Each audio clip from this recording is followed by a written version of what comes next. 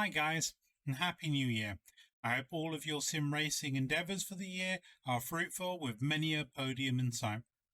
Today we're going to be having a brief look at the new content available for iRacing for the Season 1 of 2022. We've got a couple of new TCR cars with the Honda Civic Type R and the Hyundai Elantra. We have the championship-winning AMG Mercedes F1 car, the W12, and then we have a new circuit in Knockhill, which goes quite well with those TCR cars we were talking about earlier. Watkins Glen has had a bit of a revamp, and I think that's pretty decent. Then we have a few visual improvements and new track layouts, but I'm not going to go through those today. The Honda Civic Type R and the Elantra are the first new iRacing additions to the TCR fold since 2019, which was the Audi RS3. It's good to bolster up that number somewhat, and Knockhill is a great track to be running around in these cars. It has lots of undulation, some pretty hefty curbs to bounce over, and really tightens up the pack, especially with that final turn, which is just terrible.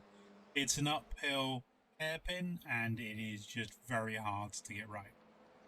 When it comes to the Elantra and the Civic Type R, they're very well balanced against the Audi. In fact, they seem to be very close in terms of performance across various circuits that I've tried them on, with some having a slight advantage on some and some having a slight advantage on others. Overall, they work quite well together. The Hyundai Elantra seems to be slightly easier to handle and muscle around the tracks.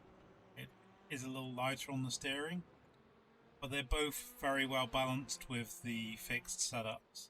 I haven't actually had too much of a play with any custom setups just yet. They look really good both on board and out on circuit, and I think that's a testament to how well they've been modelled in game. The Civic, having been a former owner myself, has a special place in my heart, so I did do quite a bit of racing with that, but I also gave the Elantra its fair share of track time, both at Knockhill and at Watkins Glen. I even spent a little bit of time at Brands Hatch throwing the Elantra around, quite literally in some cases. In TCR cars, you tend to get a little bit of argy-bargy now and again, and due to the close racing, kind of almost part and parcel of the series. So having that close racing and the ability to do a bit of rubbing with these cars, I think just takes it up to that next level. I'm looking forward to doing some racing with these later on in the year. We're going back to Knockhill. The circuit, the way it's been modelled, the curbs, the way the cars respond to it, it just feels like a great circuit. Even if you're unfamiliar with the track, it really does feel, after just a few minutes of racing, like you've been there forever. It's so short and so easy to memorize, but at the same time, it's tricky enough to extract time out of that you will just want to keep coming back there. Visually, it's one of the better tracks in iRacing, I would say. Moving on to Watkins Glen.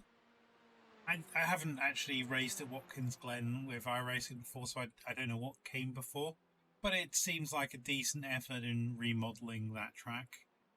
I've not actually been at Watkins Glen since Grand Prix Legends, so it's been a while. But it was fun to start going through. Track limits seem quite vague in some places, and I think maybe due to the size of the circuit, some of the visuals aren't necessarily as sharp as with Knockhill. Still a decent effort and a lot of fun to race. So our final thing to look at really with the 2022 Season 1 update is the W12. Man, this thing is fast. I took it around the Red Bull Ring earlier when I was playing around with another video, and it is a lot of fun. And with that circuit, I don't know if it's just a characteristic of that circuit with quite a lot of slow corners, but it it's a bit of a handful. I did find myself spinning quite a lot early on, at least. But once I got to grips with it, managed to start pumping in better and better lap times, and it just felt very natural, even though this is a car that doesn't have any TC or ABS. You can see from the footage here I did lock up more than once or twice, but a great bit of fun to be had with that car. The W12 looks stunning on track. I really like the way they visually modelled the tyres and how they respond to your on-track activities. It feels like they don't necessarily get quite as well modelled when it comes to anything you do off-track, but it still is pretty decent. And if you do go off-track and then try and floor it, you're almost certain to spin. Damage with this car looks pretty good. I don't think they could get it much better without having to have more in-depth knowledge of the W12 itself. It is a great piece of art on track. It'd be nice to see some more F1 teams get involved with iRacing and have a better spread of the various cars that are available. And maybe we'll start seeing that in the future. But right now, having the W12 available is pretty awesome. I think overall the 2022 Season 1 update has been great. There have been some fantastic additions like Knockhill and the W12. The new TCR cars give you a bit more variety when it comes to your TCR activities in iRacing, and I, for one, am really glad to see that happening. Actually, getting back into sim racing started off at Knockhill in really old Ford Cortinas, and I had so much fun that I had to go and pick up a few new games. That was in R-Factor, but the fact that it's now in iRacing is great news, I think, at least. So welcome to the new year again, guys. If you liked this video, please give it a thumbs up. Leave some comments to say what you feel about the new iRacing content and maybe what you feel you'd like to see on the channel over the next few months of the year. It's goodbye from me for now, and until next time.